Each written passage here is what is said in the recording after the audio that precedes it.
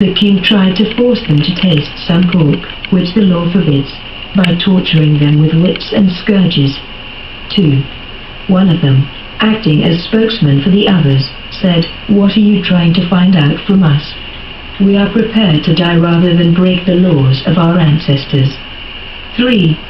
The king, in a fury, ordered pans and cauldrons to be heated over a fire. 4.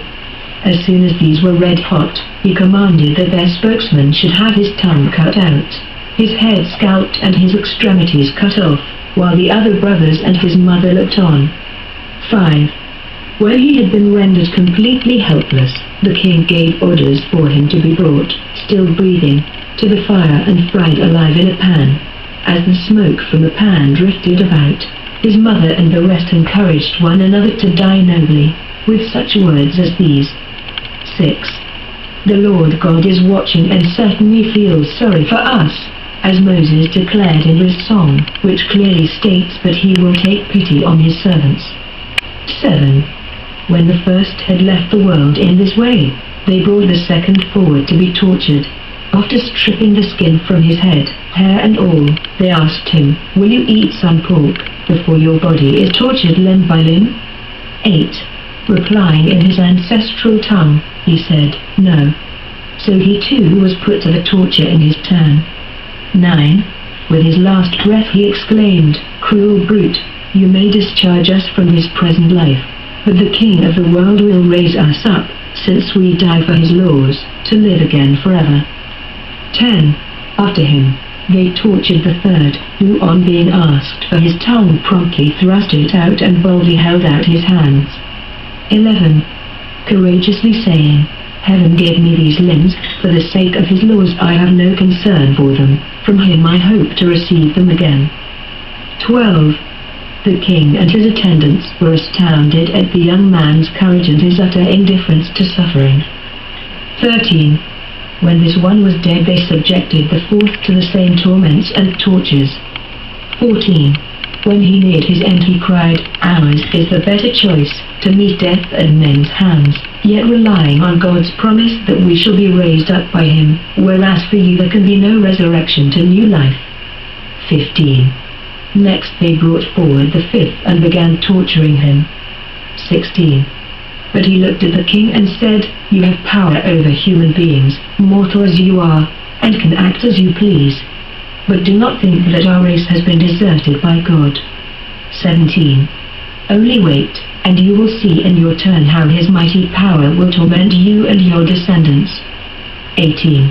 After him, they led out the sixth, and his dying words were these, "Do not delude yourself.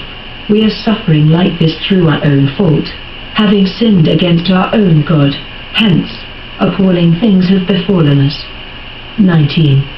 But do not think you yourself will go unpunished for attempting to make war on God. 20. But the mother was especially admirable and worthy of honorable remembrance, for she watched the death of 7 sons in the course of a single day, and bravely endured it because of her hopes in the Lord. 21. Indeed she encouraged each of them in their ancestral tongue. Filled with noble conviction, she reinforced her womanly argument with manly courage, saying to them, 22.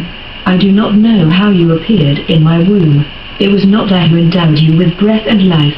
I had not the shaping of your every part. 23.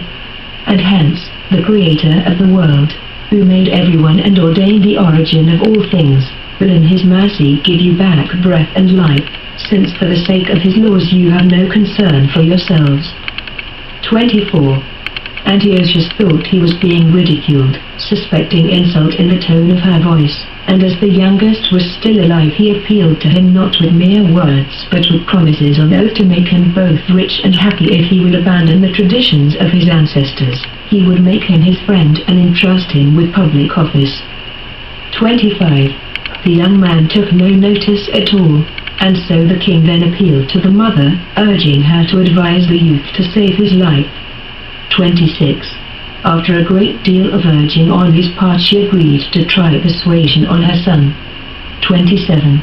Bending over him, she fooled the cruel tyrant with these words, uttered in their ancestral tongue, My son, have pity on me. I carried you 9 months in my womb and suckled you 3 years, fed you and reared you to the age you are now, and provided for you. 28. I implore you, my child, look at the earth and sky and everything in them, and consider how God made them out of what did not exist, and that human beings come into being in the same way. 29. Do not fear this executioner, but prove yourself worthy of your brothers and accept death, so that I may receive you back with them in the day of mercy. 30. She had hardly finished, when the young man said, What are you all waiting for? I will not comply with the king's ordinance. I obey the ordinance of the law given to our ancestors throughout Moses. 31. As for you, who have contrived every kind of evil against the Hebrews, you will certainly not escape the hands of God. 32. We are suffering for our own sins. 33. And if, to punish and discipline us, our living Lord is briefly angry with us, He will be reconciled with us in due course. 34. But you, unholy wretch and wickedest of villains, what cause have you for pride, nourishing vain hopes and raising your hand against His servants? 35. For you have not yet escaped the judgment of God the Almighty, the All-Seeing. 36. Our brothers, having endured brief pain, for the sake of ever-flowing life have died for the covenant of God, while you, by God's judgment, will have to pay the just penalty for your arrogance. 37. I too, like my brothers, surrender my body and life for the laws of my ancestors, begging God quickly to take pity on our nation, and by trials and afflictions to bring you to confess that He alone is God. 38. So that with my brothers and myself there may be an end to the wrath of the Almighty, rightly let loose on our whole nation. 39. The king fell into the rage and treated this one more cruelly than the others, for he was himself smarting from the young man's scorn. 40. And so the last brother met his end undefiled and with perfect trust in the Lord. 41. The mother was the last to die after her sons. 42. But let this be sufficient account of the ritual meals and monstrous tortures. The secret things belong unto the Lord our God, but those things which are revealed belong unto us and to our children forever, that do all the words of His law,